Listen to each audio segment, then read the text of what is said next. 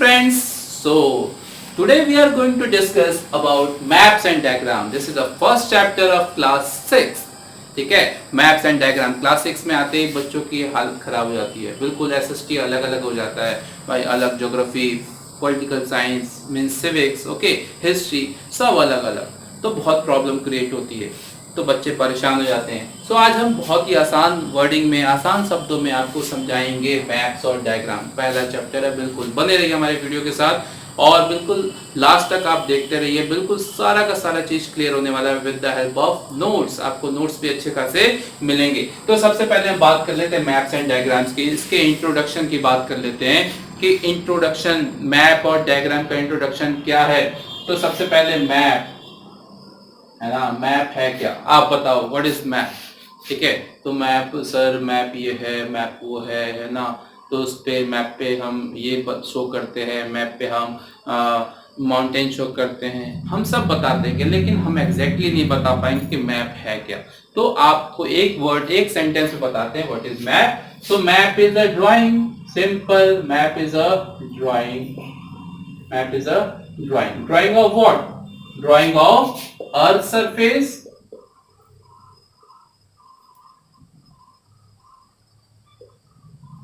और its part. ठीक है, या तो पूरे का पूरा अर्थ सरफेस बना दे ड्राइंग पे, ठीक, या उसका कोई एक पार्ट बना दे, इसको हम बोलेंगे map. So map is a drawing of earth surface और its part. So there are so many ways, है ना, of drawing of earth surface और इट्स पार्ट। अलग अलग वेज हैं बनाने के।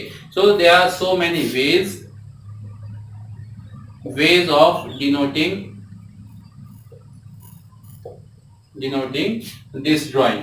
तो सबसे पहले कौन सा वेज है भाई? ग्लोब है ना, ग्लोब समझते हो? हाँ, ग्लोब देखा सभी ने, good. So globe is the real structure of अर्थ, बिल्कुल स्फीयर टाइप का होता है, रियल स्ट्रक्चर बोलते हैं इसको, 3D स्ट्रक्चर ग्लोब है। ग्लोब के साथ साथ आपका जो आप स्केच है, ठीक है, लेंस है और मैप है। तो भाई ये अलग अलग वेज हैं डिनोट करने की। ठीक, तो एक एक करके हम डिस्कस कर लेते हैं। तो ग्लोब क्या है? Globe is it is a true structure of earth,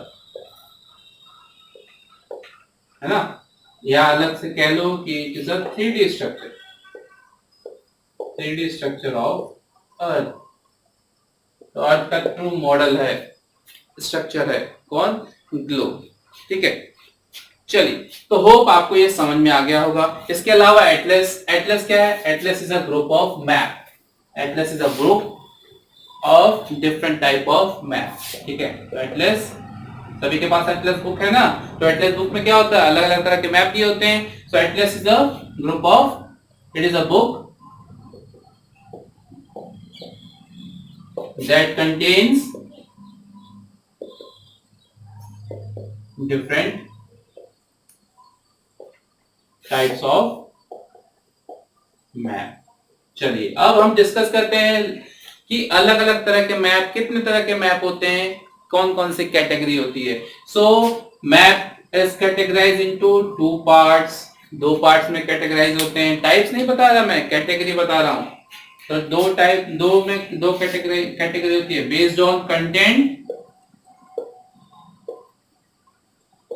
content, यानी कंटेंट के बेस पे किस तरह का मैप है, क्या चीज है, यानी based on detail as well as based on size.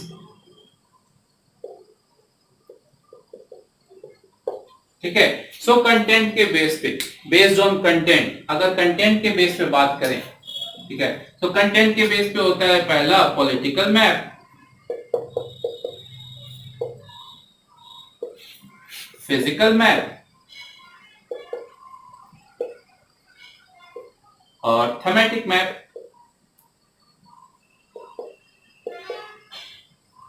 ठीक है जी, साइज के बेस पे होता है, 2 तरह के मैप होते हैं, small scale map and large scale map.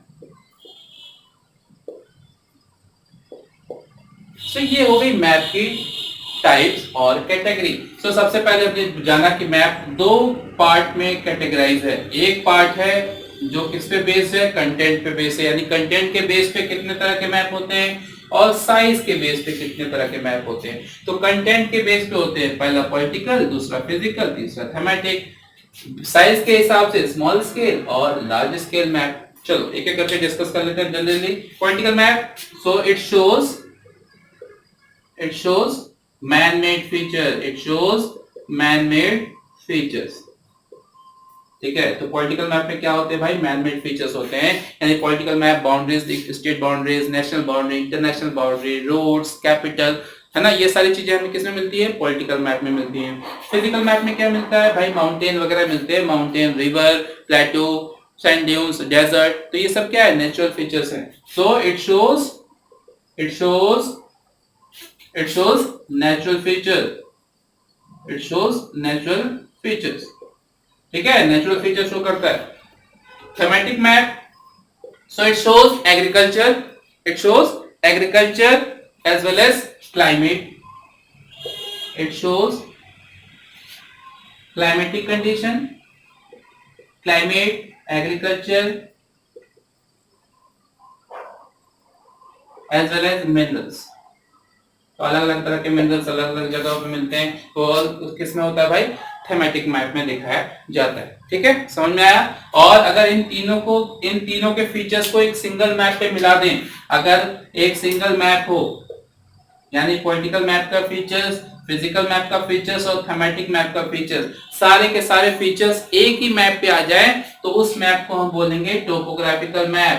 उसको क्या बोलेंगे, टोपोग्राफिकल मैप।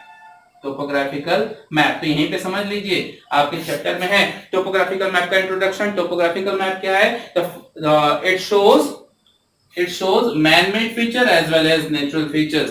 तो भाई टोपोग्राफिकल वो मैप है जिसमें पॉलिटिकल मैप की भी क्वालिटी होती है, फिजिकल की भी क्वालिटी होती है, थीमेटिक की भी क्वालिटी होती है, यानी सारे के सारे क्वालिटी एक मैप पे दिखा देंगे, इसको बोलेंगे टोपोग्राफिकल मैप। मींस इसकी क्या डेफिनेशन है, it shows man made feature as well as natural feature. Clear, चलिए। So small scale map and large scale map. तो कुछ मैप क्या होते हैं, बहुत बड़े एरिया के मैप होते हैं, लाइक इंडिया, एशिया, अफ्रीका। तो बड़े एरिया के मैप को छोटे पेपर पे दिखाएंगे। तो कैसे दिखाएंगे भाई, उसकी जो स्केल होगी, जो स्केल लेना होगा, डिस्टेंस लेना होगा, बड़ा बड़ा लेना होगा। सो अगर बड़े एरिया को स्मॉल पीस ऑफ पेपर पे दिखाते हैं तो वो मैप कैसा है, स्मॉल स्केल मैप, है ना। तो all the Atlas map is considered as small scale map. So small scale map, it shows large area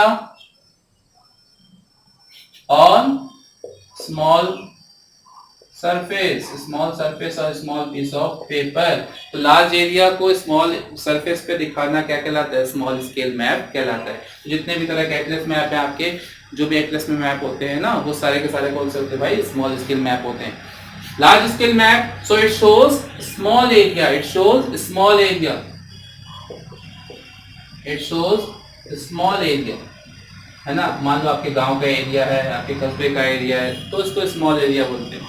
So it shows small area on a large surface, large piece of paper। तो छोटे area को बड़े paper पे दिखाना क्या कहलाता है भाई, लार्ज स्केल मैप। तो इसके जो स्केल्स होते हैं वो क्या होते हैं, बड़े बड़े होते हैं, like 1 centimetre equal to 500 metre. ठीक है, इसके स्केल छोटे होंगे। तो लार्ज स्केल मैप के स्केल छोटे होते हैं और स्मॉल स्केल मैप के स्केल बड़े होते हैं, like 1 centimetre equal to 100 kilometre, 200 kilometre, है ना।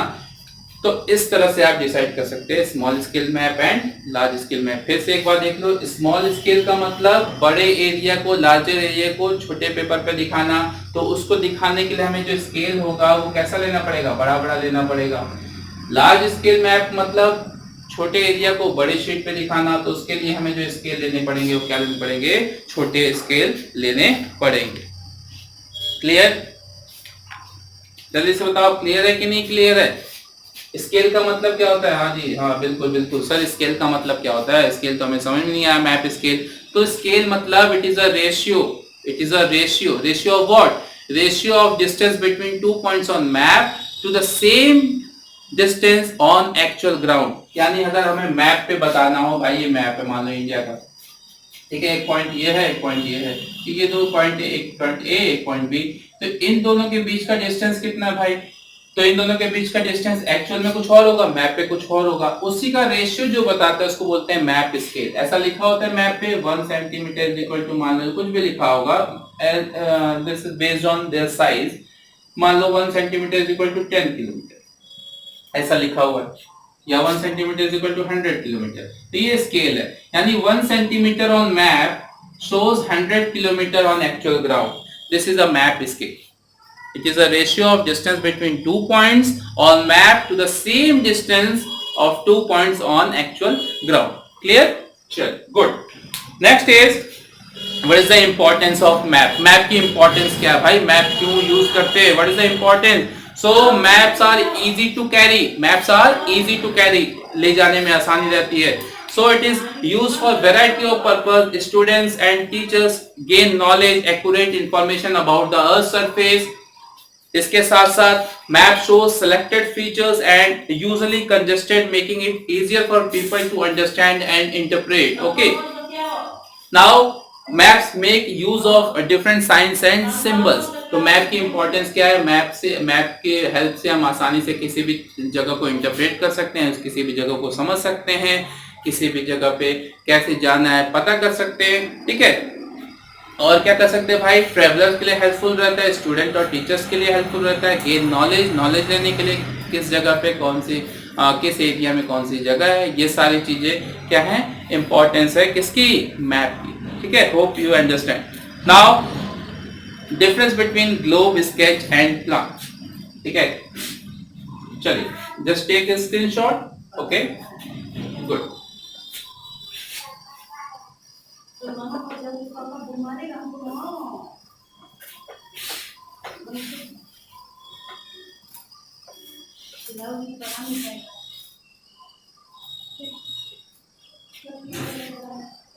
Okay, so difference between map, globe and sketch. Map, globe, sketch and plan. तो ये चार टर्म है, चार वेज हैं, इसमें अंतर क्या है? तो मैप हमने बताया, मैप क्या है? ड्राइंग है पूरे अर्थ सरफेस का या उसके पार्ट का, ठीक है। ग्लोब क्या है? So globe is a 3D structure of earth, है ना। ये प्लेन सरफेस पे है और ये कैसा है? 3D स्ट्रक्चर है, ट्रू मॉडल है अर्थ का। स्केच और प्लान में क्या अंतर है? तो स्केच और प्लान अभी आप समझना, एक एग्जांपल देता हूं, आप बिल्कुल समझ जाएंगे। सपोज आपका दोस्त है भाई, आपका दोस्त है, उस दोस्त ने आपको बताया कि भाई उसका घर कहाँ पे है ना, उसने बताया कि तेरा घर कहाँ पे है, तो उसने बताया यहाँ है, तो तुम्हें पता नहीं कहाँ है ना। तो उसने एक स्केच बनाया कि भाई देखो ये रोड है अपने स्कूल की, ठीक है, यहाँ पे आगे जाओगे तो यहाँ पे क्या पड़ेगा? लंका पड़ेगा। तो लंका से थोड़ी आगे जाओगे तो एक टर्न है, टर्न के इधर आओगे तो यहाँ पे एक और टर्न मिलेगी तुमको, ठीक है, तो एक टर्न इधर मिलेगी और यहाँ पे एक स्कूल है और स्कूल के बगल में ही मेरा क्या है? घर है, स्कूल के बगल में मेरा घर है। तो उसने एक रफ ड्राइंग बना दी, एक क्या बना दी? रफ ड्राइंग बना दी अपने घर को शो करने के लिए, बताने के लिए तुमको कि आसानी से आप पहुंच जाओ। तो उसको हम क्या बोलेंगे? स्केच बोलेंगे। सो स्केच क्या है? It is a rough drawing, it is a rough drawing, okay, to indicate the particular location.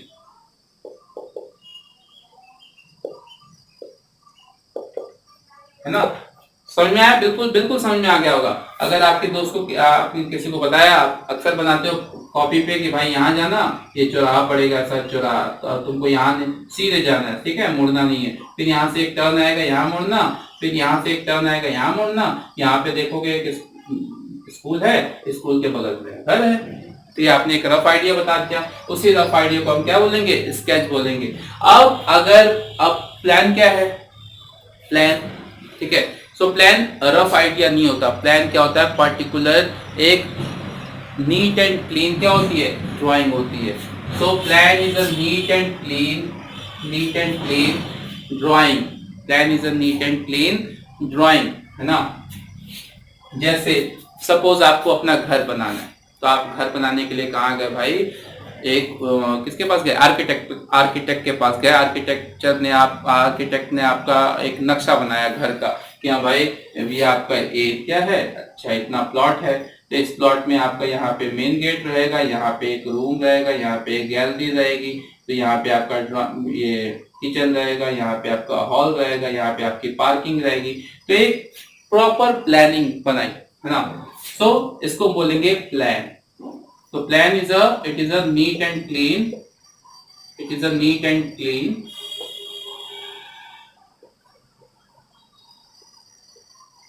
Planning for a particular purpose.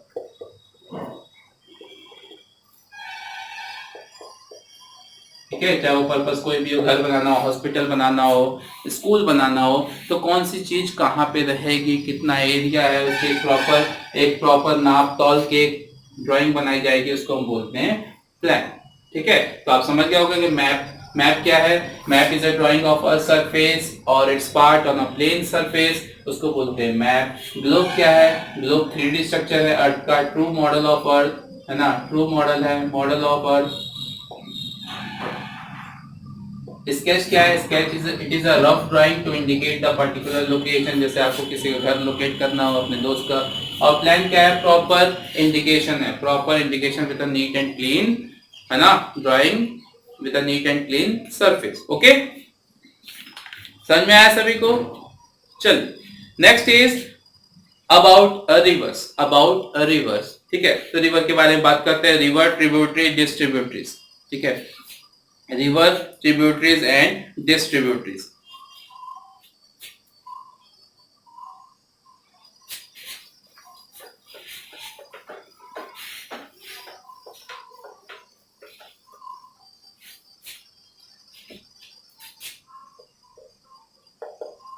तो सबसे पहले रिवर की डेफिनेशन क्या है। तो रिवर क्या है, it is a stream of water, stream of water, यानी पानी की क्या है, धारा है। नदी क्या है, पानी की धारा है। तो वी नो दैट कि नदी कहाँ से निकलती है भाई, पहाड़ों पे से निकलती है। ठीक है, तो पहाड़ों पे से निकल के फिर कहाँ पे आती है, प्लेन एरिया में आती है, देन ओशन में मिल जाती है। ठीक, तो नदी के 3 स्टेज होते हैं। नदी का ओरिजिन कहाँ से है और डेस्टिनेशन क्या है। तो origin as well as mouth. ठीक है, सो नदी का origin and destination, destination means कहां तक जाती है, उसको बोलते हैं माउथ। ठीक है, so from origin till mouth there are 3 stages. जैसे हमारी लाइफ में स्टेज होता है ना, जैसे एडोलसेंस, एडल्ट, फिर ओल्ड स्टेज, यंग स्टेज, वैसे ही नदी के भी 3 स्टेज होते हैं। सबसे पहला होता है भाई अपर स्टेज। क्या होता है, अपर स्टेज, फिर middle stage, and the last is lower stage।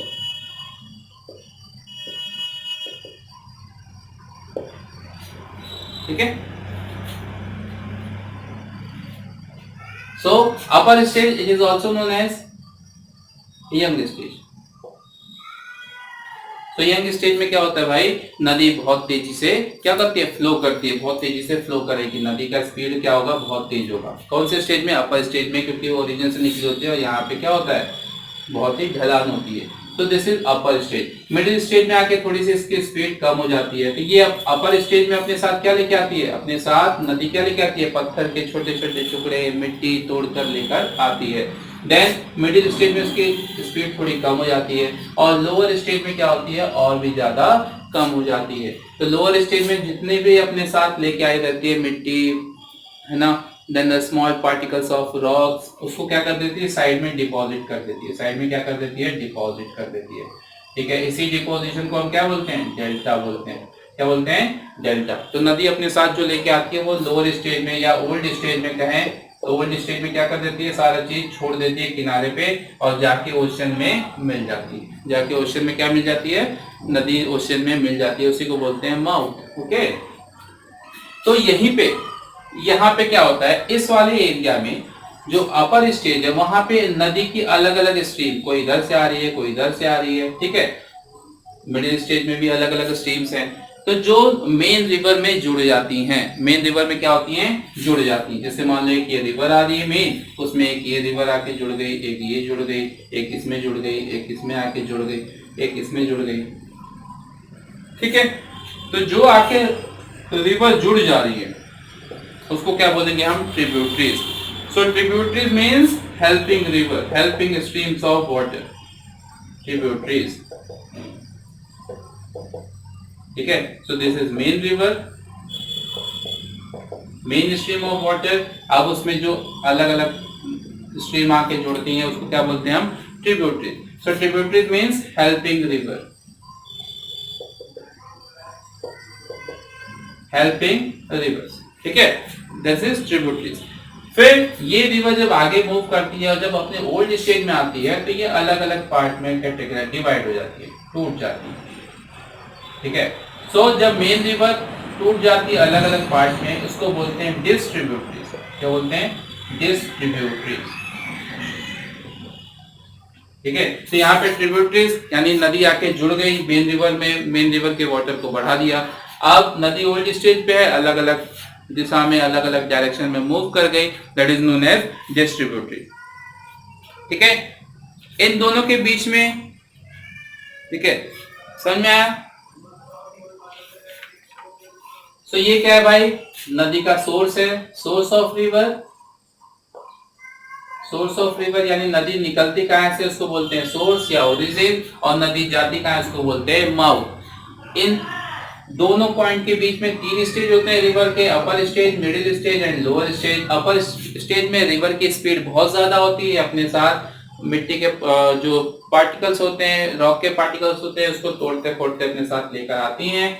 और मिडिल स्टेज और लोअर स्टेज में आके उसको क्या कर देती हैं, डिपॉजिट कर देती हैं, that depositional land is known as delta, and after that it become in old stage and it categorized into different part, that is tributaries. Okay, clear? So hope this is all about in this chapter. आप सभी को समझ में आएगा, बने रहिए हमारे video के साथ नेक्स्ट चैप्टर के लिए। Thank you.